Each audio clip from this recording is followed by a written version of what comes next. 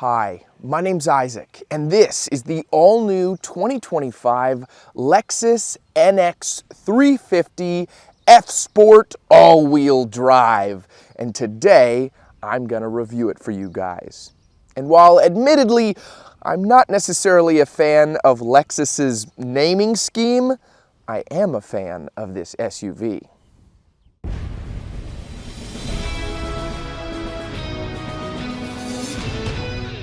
Starting out up front, here on the NX, you'll get full LED headlights with LED daytime running lights and LED turn signals. And below that, you will have these little headlight washers that pop up to clean them.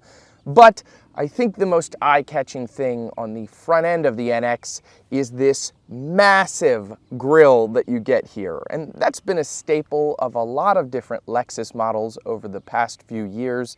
And yes, it is admittedly comically large, but I sort of think it works here, especially the blacked out look against this copper crest exterior color.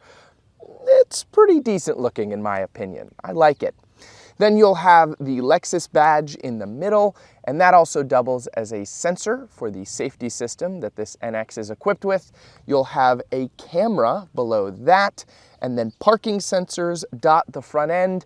And below that, way further down here, you will get LED fog lights, and you will also get turning lights, which is a nice feature on these more premium luxury vehicles that I review sometimes. It's just a neat benefit. The idea is that as you put your turn signal on at nighttime and you go to turn, these lights will turn on and illuminate the road ahead of you as you're turning. Moving underneath the hood in the NX, this is powered by a 2.4-liter turbocharged inline four-cylinder, making 275 horsepower and 317 pound-feet of torque, and that is paired to an 8-speed automatic transmission. The EPA estimates on this NX are 21 city, 28 highway with 24 miles per gallon combined, and in my testing this week, I averaged 21.8 miles per gallon. Moving to the profile of the NX350 F Sport, I especially like these blacked out wheels. They're 20 inches and they're wrapped around 235 50R Bridgestone tires. You'll get more black accenting that continues along the lower portion near the rocker panel there, and then you'll have your F Sport badge, a blacked out mirror cap with turn signal indicators incorporated in, a camera. They are power adjusting, power folding, and they have blind spot monitoring. Now, a couple things with the door here. For one, it does have keyless entry, but for two, this is very interesting, it doesn't actually open. There's like a button here, and if I hit that, that opens the door, but it's like the handle itself doesn't actually move. It's a very interesting design quirk that takes a little bit of getting used to, but when you do open the door at nighttime, it will illuminate the Lexus logo on the ground. That is displayed from a little light right here, so that's a neat added luxury element. And as we move to the rear here, you'll get a pretty nice LED light bar. Lexus is spelled out below that, and NX350 all-wheel drive is also spelled out. You'll have parking sensors on the bottom and a backup camera right here. And then up here, hidden behind the rear glass, there is another camera right in here. We'll talk about that a little bit more when we move to the interior. But for now, let's talk about getting into the rear. There's a couple of different ways to do that. For one, if I want, I can swipe my foot right here, and that will open up the rear liftgate. That's pretty common nowadays, and that gives us some pretty ample room back here. You'll have some storage tie downs, and then this nice little like cargo net, and then opening this up, you have some additional storage, which is very, very nice. A lot of stuff that you could store down there. There is a 12 volt and some LED lighting in here as well, and this little privacy cargo cover. There's a button up here if you want to close the rear lift gate. Again, fairly common. You of course can open up the rear lift gate from a button right here. There's a release latch, or you can do it from the key fob. That is, again, fairly common. You'll have lock, unlock, panic on your key fob in addition to that button to open it up. And the Lexus logo right there. Pretty standard Lexus key fob, but it is very nice. All right, let's move to the interior. Hey guys, jumping in here real quick before we move to the interior, just to say I am trying to hit 40,000 subscribers before the end of this year. So if you like what you see so far, hitting the subscribe button would really help me out. But if you want to wait a little bit longer, suss me out a little bit more, see my impressions on the interior or the driving aspects of the car, that's okay too. In any case, if you decide to subscribe, thank you so much. All right, now back to the video. All right, moving to the interior of the new 2025 Lexus NX. This is incredibly comfortable here in the F Sport. There are a ton of luxury amenities in this car, and it really does feel super premium in this smaller, more cozy package. Starting here on the door panel, this is soft touch up here, as is this down here. You'll have a very nicely textured Mark Levinson speaker incorporated into the door up here, and just more of a traditional one a little bit lower. You'll have your window controls, your lock and unlock mirror controls, the power folding option for the mirror, and then your seat adjustment presets. If you have different drivers, there is a lot of customization on the seat. There's lumbar support. It's very, very customizable.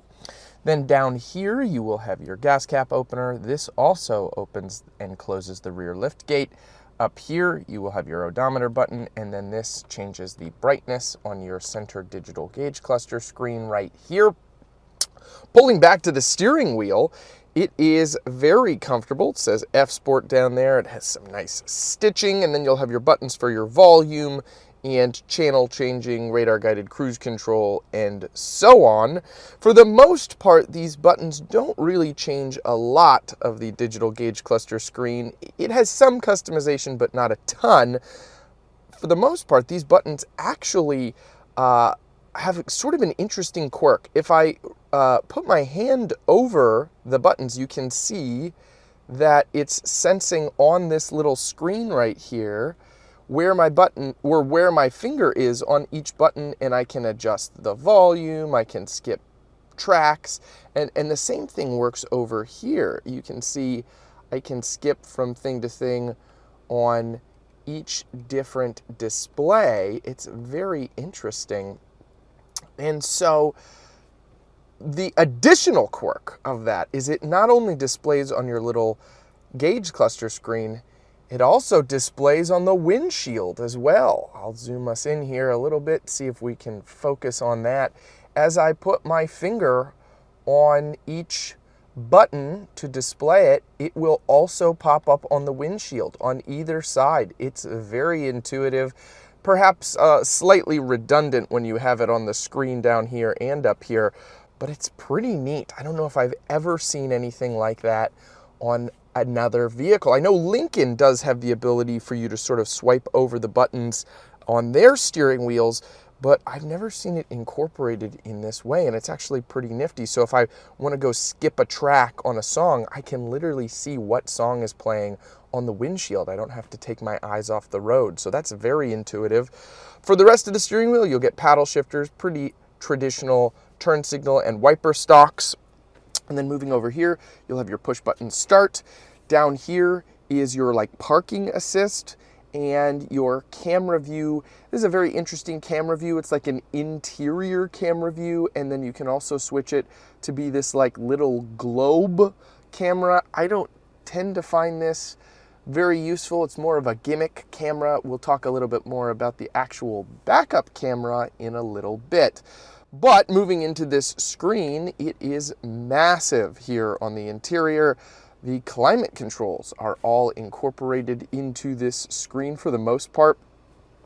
Your temperature adjustment does have a physical button you can spin, but it's actually incorporated into the glass. So as you spin this, you get a digital readout right there, and it's all in the same screen. That's sort of nifty. And then You would adjust your fan speed and everything from there. If you want to adjust where the air is coming from, you can do that right there. And then you will have heated and ventilated front driver and passenger seats, and the driver also gets a heated steering wheel. In addition to that, you can pull up some other comfort settings and then go through some safety settings if you want to turn on and off certain things. You will have built-in maps. You'll also have built-in tire pressure sensing. You'll have your all-wheel drive system is here. I've noticed a lot of vehicles recently will incorporate a lot of these systems that traditionally would be in the gauge cluster screen into the infotainment screen, sort of buried in certain settings, which is interesting. I've never thought about it like that. I think the first vehicle I noticed it on was a Buick last year, and now it seems like almost every vehicle I'm reviewing has all their tire pressure, MPG, stuff like that is in this screen. And you have other settings as well that you can go through. Apple CarPlay and Android Auto are included as well. And then down here, you'll have a front max defrost and then a window and rear defrost right there. Your hazard buttons are down here, and then this button right here will give us some customization in that gauge cluster screen. Right here, if we spin that, you can see that is going to change the overall look of the screen, and it's going to tell us right here, S Sport, Sport S, if I keep going, Eco Mode, stuff like that.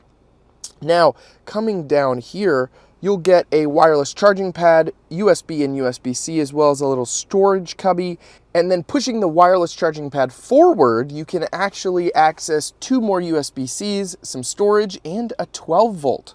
And then you will have a pretty interesting shifter. If I put my foot on the brake to shift into drive, I push over to the left and then back into drive.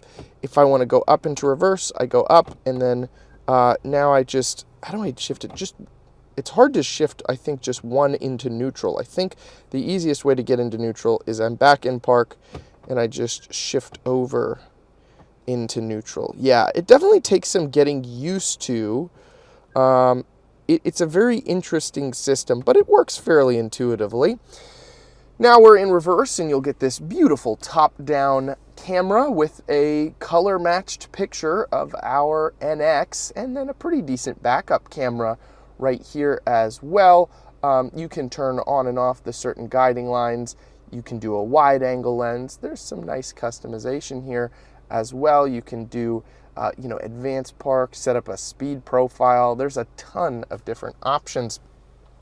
And then moving further down here, let me put this back in park. That's how you put it into park. You press that button. You will have auto hold, so it'll hold you at a traffic light, electronic parking brake, and then some other controls like your traction control off, auto engine start stop, hill descent control, off-roading stuff. And then you'll have 2 cup holders. And moving into here, you will have a nice little storage area. No chargers or anything in there. Just a nice place to store some stuff. And then moving up here, I mentioned that camera in the rear glass. That's because this mirror is a mirror, but it's also that camera. That's where it displays in the rear, and it just gives you a little bit better visibility. For example, if you have people in the rear that are obscuring your view out of the back window, you can just pop this on and it works pretty well. And there are buttons in here to adjust a bunch of different things like the display, the brightness. And then up here you will have your SOS emergency, your LED dome lights, and your controls for the panoramic moonroof that you get here. Very, very impressive showing overall. The seats are comfortable. I don't know if I mentioned that earlier. It's just a very nice place to spend time, especially on a little bit longer road trip. I took about a 2-hour round trip last night in this, and I was very comfortable, and I really enjoyed the driving experience. But before we talk about that driving experience, let's jump to the back seats. Moving to the rear seats, there's not a ton to write home about back here, though they do have the nice speaker design that you get up front, the strange door handles. You'll also have the ability to lock and unlock from back here, and the window controls. You'll also have climate vents, 12-volt and 2 USB-Cs, as well as some storage pouches and I would say you get a fairly ample amount of room. I'm 5'9", and I have about 4 inches of legroom, and I would say maybe 3 inches or so of headroom. And then next to me, I'm going to try to do this without looking. I did. You will have a fold-down armrest with 2 cup holders, which is also nice. Then you will have a little LED dome light back here, but it's fairly simple. No heated seats or anything on this particular NX350 F Sport. All right, let's take this thing for a spin. All right, driving the Lexus NX350 F Sport, all-wheel drive. This is a comfortable cruiser, and it's really cozy inside here. I like the smaller cabin, the overall smaller form factor. This is a very maneuverable SUV, and I don't get to review small luxury SUVs like this very often. I've done a couple on the channel over the years, but I really have enjoyed my time with this. It's very quick. You know, if I put my foot down, it picks up very quick. The brakes are very nice as well. It slows down very nicely.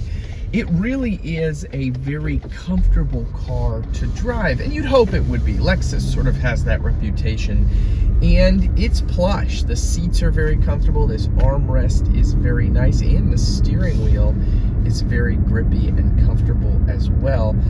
Like I said, I've really enjoyed my time driving it. The suspension is nice. It's very cushy, and the handling around corners doesn't give you too much body roll. There's a little bit there, but you get that with most SUVs that ride a little bit higher. One thing I don't love about the overall driving experience on the interior here is as you are slowing down, coming to a stop, there is a feature that automatically kicks on, and I'm positive you can turn it off.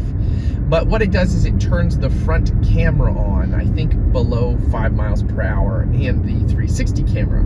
You know, if you're pulling into a parking spot, that's very nice. It's convenient that comes on. But if I'm at a stoplight and that pops on as I have GPS navigation up, and I want to see where I'm going, just to double check to make sure I need to turn right or left, it's sort of annoying. I have to like go to the screen and X out the camera system because I'm just pulling up to a stoplight. Now, obviously it doesn't know the difference. This is sort of a safety thing that pops on no matter what, but that can be a little frustrating. I've noticed that that's been more annoying than helpful throughout this week. Generally, if I want to use a front camera, I'll hit the camera button and pull into a parking space and make sure I don't curb it.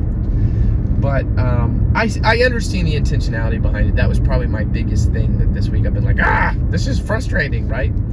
And overall, though, I like it. It's definitely a fun little SUV. It's got some punch to it on the acceleration, and I would recommend one if you're looking for an SUV in this class. Well, that's just about going to wrap up my review of this Lexus NX. I would really appreciate if you hit the like button or subscribed if you enjoyed this video. I really had fun making it, and I hope it was informative. Before I go, though, I always like to mention in my videos that I'm a Christian, and if you have any prayer requests, I would love to be able to pray for you. You can leave those in the comment section below. And lastly, I like to close out with a scriptural reading. This week, I'm in the book of 1 John, chapter 1, verse 7. One of my favorite verses of all time. I've probably used it before in one of these videos, but I've done like 330 of these videos, so I can't remember. But it's also one of my favorite verses because it's a song that I very much enjoy. The basis of this song is from this verse. It says, "But if we walk in the light as he is in the light, we have fellowship with one another, and the blood of Jesus, his son, cleanses us from all sin." All right, guys, I will see you next time. And remember, no matter what vehicle you drive, I hope it lasts you a long time and it serves you well. Take care.